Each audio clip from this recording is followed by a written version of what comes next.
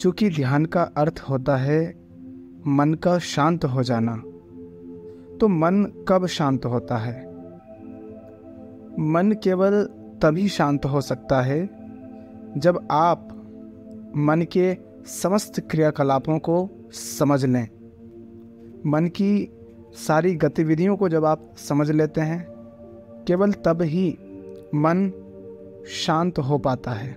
जैसे कोई सवाल हो, गणित का सवाल है, आप जब तक उसे समझ नहीं पाते हैं तब तक आप उसमें परेशान होते हैं, आप उसकी खोजबीन करते हैं। किंतु जब आप उस सवाल को समझ लेते हैं, क्या तब आपका मन उस सवाल के कारण परेशान होता है? नहीं होता।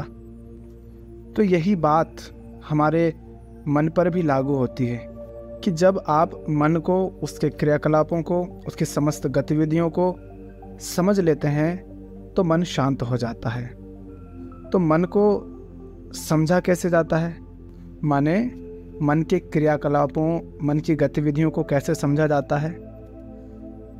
अपने विचारों के प्रति होशपूर्वक रहकर, विचारों के प्रति सजग और सचेत रहकर आप मन के क्रियाकलापों को समझ सकते हैं।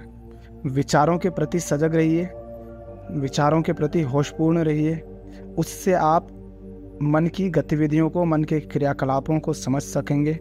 और जब आप समझ लेते हैं तब मन शांत हो जाता है।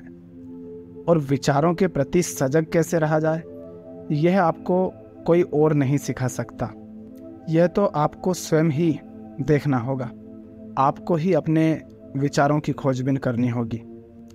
अन्यथा यह तो वैसा ही हो जाएगा कि आपने कोई पढ़ाई नहीं की और परीक्षा में आपने सारे सवालों के सही सही जवाब दे दिए, किंतु किसी और से पूछ कर, तो वहाँ आपकी तो कोई समझ है नहीं, आपकी तो कोई प्रज्ञा है नहीं।